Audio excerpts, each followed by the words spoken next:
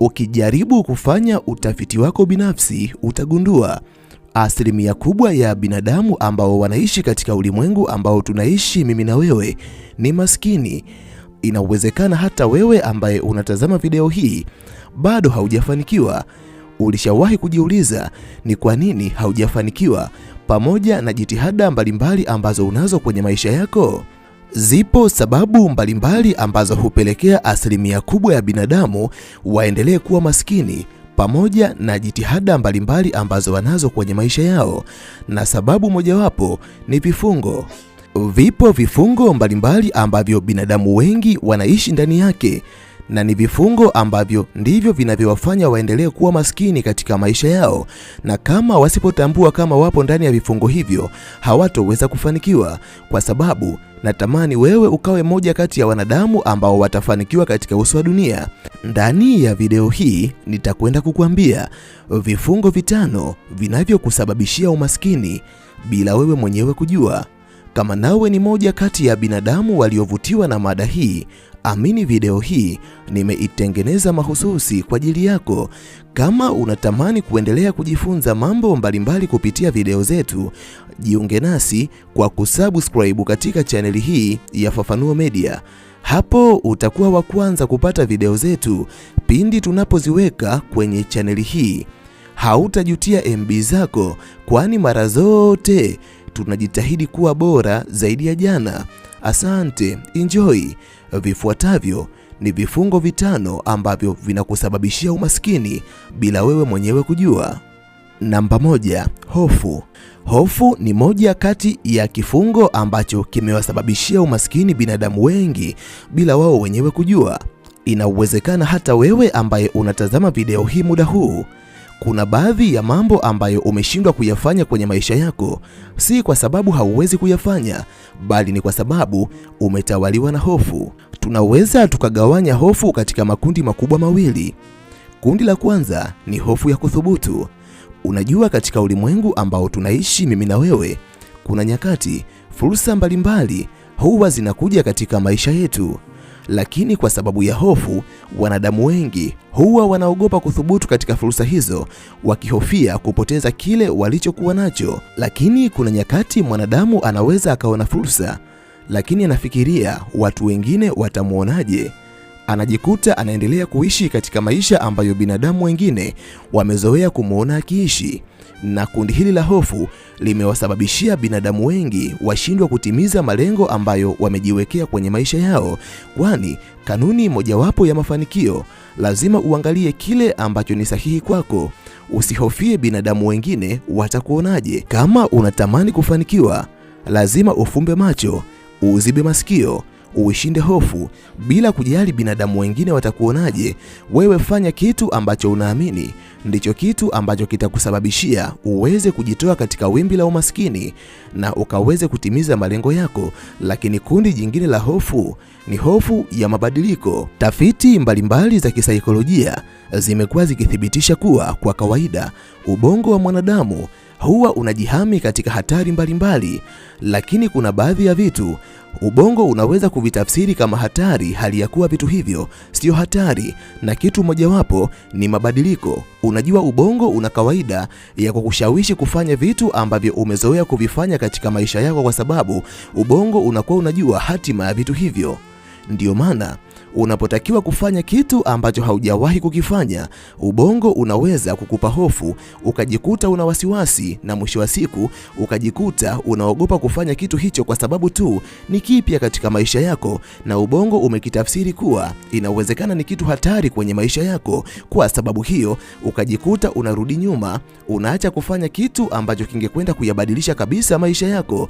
Kama utaweza kuishinda hofu hiyo, pia utakwenda kuwa miongoni mwa binadamu wenye mafanikio makubwa katika uso wa dunia. Namba 2, kutokujiamini.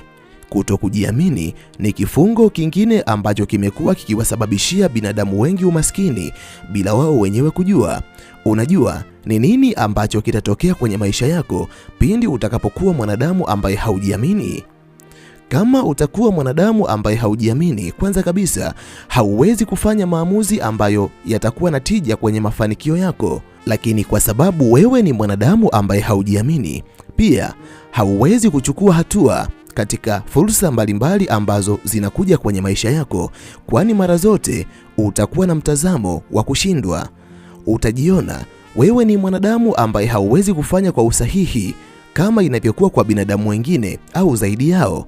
Kwa sababu ya hali ya kutojiamini, kuna wakati utaanza kuhisi kuwa vitu ambavyo binadamu wengine wanavifanya na vikawapa mafanikio, wewe hauna uwezo wa kuvifanya vitu hivyo. Mara zote utakuwa mtu wa kujiweka nyuma. Kumbuka, mafanikio ni ya watu wachache wanaojiamini. Na ndiyo maana ukijaribu kufanya utafiti wako binafsi, utakuja kugundua kuwa kila mwanadamu ambaye amefanikiwa katika uso wa dunia alijiamini, aliamini mawazo yake, hakusita kuchukua hatua. Zilipokuja fursa, alisimama na kukabiliana nazo. Hata zilipokuja changamoto mbalimbali kwenye maisha yake, alisimama na kukabiliana nazo bila kukata tamaa. Binadamu wengi wasiojiamini ni rahisi sana kukata tamaa katika safari yao ya maisha. Hebu niambie, wewe unajiamini ama haujiamini? Namba 3, imani inayodhoofisha uwezo wako. Imani ni moja kati ya mambo ambayo yanaweza kuongeza uwezo wa mwanadamu, lakini imani ni moja kati ya vitu ambavyo vinaweza kuushusha uwezo wa mwanadamu. Moja kati ya mambo ambayo unatakiwa kuyajua na kuyaweka akilini. Kila mwanadamu alizaliwa akiwa na uwezo wa kufanya jambo fulani kwenye maisha yake. Hakuna mwanadamu ambaye alizaliwa akiwa na uwezo zaidi ya mwanadamu mwingine, lakini malezi, watu wanaomzunguka na imani aliyokuwa nayo ndiyo sababu ambayo humpelekea aidha awe na uwezo mkubwa kuliko binadamu wengine ama uwezo wake uwe mdogo kuliko binadamu wengine.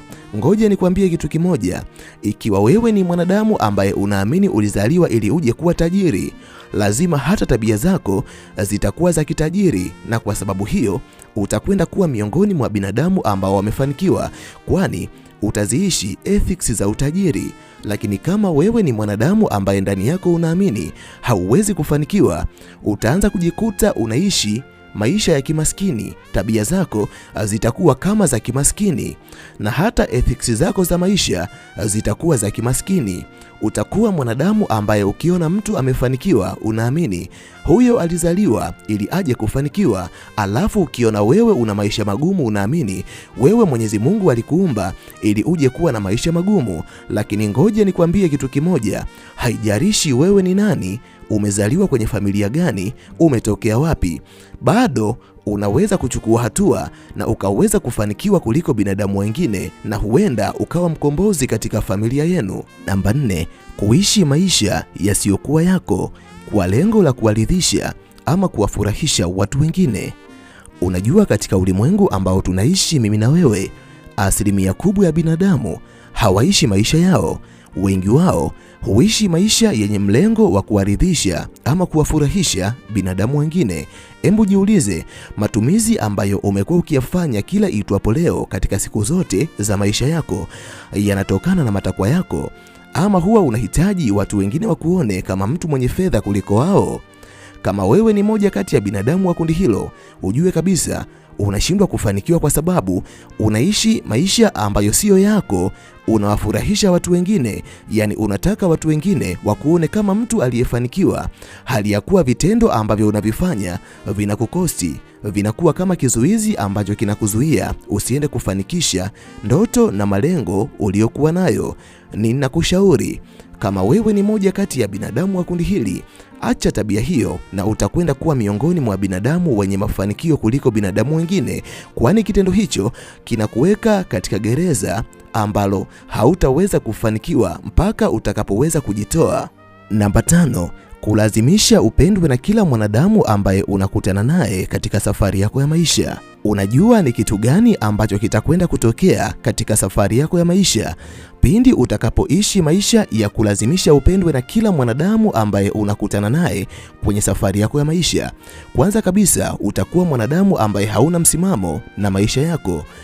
Kila mwanadamu ambaye utakutana naye asipofurahishwa na vitendo vyako, utalazimika kubadilisha vitendo vyako ili kufanya vitendo ambavyo vitamfurahisha mtu mwingine. Lakini wakati mwingine utalazimika Kuwa na mtazamo ambao unakuumiza wakati mwingine kwa sababu tu unahitaji kupendwa na mtu ambaye unajua atafurahishwa na mtazamo wako. Binadamu waliofanikiwa kuna muda walikubali kuchukiwa, kutengwa na kuonekana hawafai kwa sababu wao waliamua kufuata ndoto zao. Binadamu waliochukizwa na aina ya maisha ambayo wanaishi walijiweka kando nao, wala hawakujali. Wao waliendelea kufanya vitu ambavyo vitakwenda kuwasaidia kutimiza ndoto na malengo waliokuwa nayo. Kama nawe ni moja kati ya binadamu wanaotamani kufanikiwa, usiangalie binadamu wengine watakuonaje. Fanya vitu ambavyo kwa namna moja au nyingine vitakwenda kuleta mabadiliko ya kweli kwenye maisha yako. Yapo mengi ya kuzungumza, lakini kwa sababu ya usalama wa MB zako sina budi kuishia hapa. Ninahitimisha nikiamini lipo jambo kubwa ambalo umejifunza kupitia video hii. Nikutakia wakati mwema na tukutane tena katika video ijayo.